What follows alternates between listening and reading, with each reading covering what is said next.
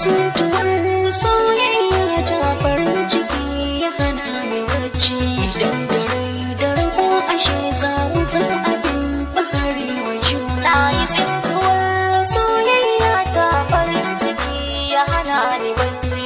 Idan da kai da rabo ashe za mu zam abin fahari wa juna.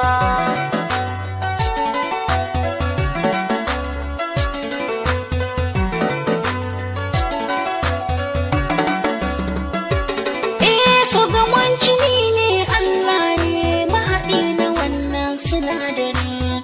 So da daɗi muke ta ji ba kamar ya so ciki da haɗari.